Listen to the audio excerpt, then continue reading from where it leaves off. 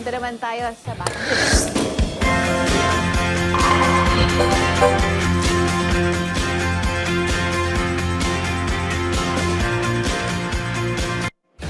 Ating silipin ang mga naging kaganapan magmula sa opisyal na pagbubukas hanggang sa unang araw ng mga laro.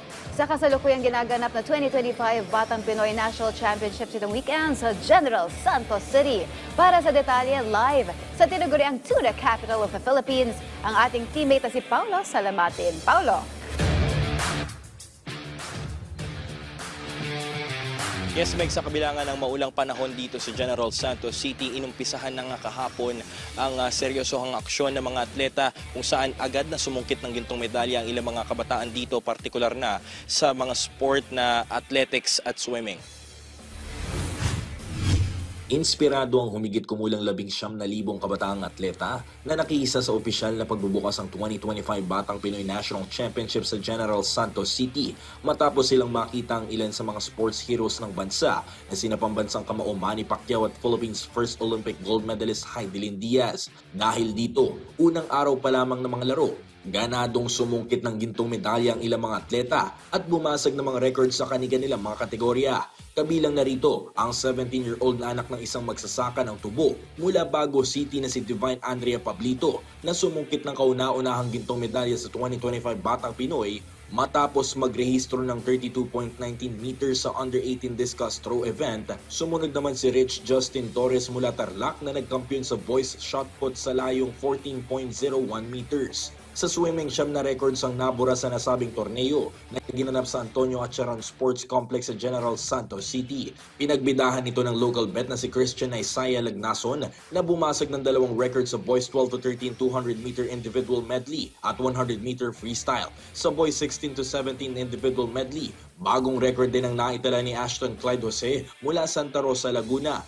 Pinangunahan naman ni Kevin Braille Chan ng Mandaluyong ang boys 14 to 15 100-meter freestyle na kung saan lahat ng nanalo ay nakabasag ng nakaraang Batang Pinoy record. Sa backstroke events, nagdala ng mga bagong records sina Dylan Edward Plaza ng Negros Oriental at Roland Aaron Ceprado ng Pasig City sa kanilang mga age category.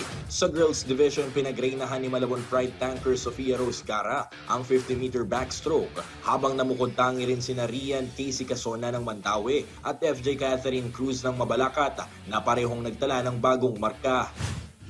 Sabi nga nila napakaganda ng opening ceremony last night. Iba talaga pag ang nagdidirect si Senator Manny Pacquiao. Alam natin yun na talagang sila nila Mayor ang gumawa nito. World class.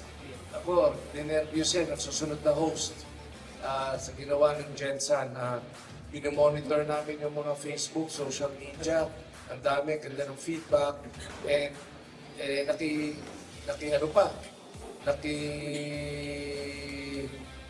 cooperate pa ang panahon. Kasi the night before, tinignan ko, 80% yung rain. Sabi ko, patay. Pero wala, galing eh. Hindi mainit, hindi nakikita yung mga bata. Isa rin sa mga nanalo ng gintong medalya sa unang araw ng kompetisyon, si Maria Christine Joy Taliente mula Ilocos Norte na naging emosyonal matapos pagreinahan ang under-16 400-meter event ng athletics. Binuhos ko po yan dahil sa aking lahat ng aking ginawa ko sa training ko, binuhos ko po lahat.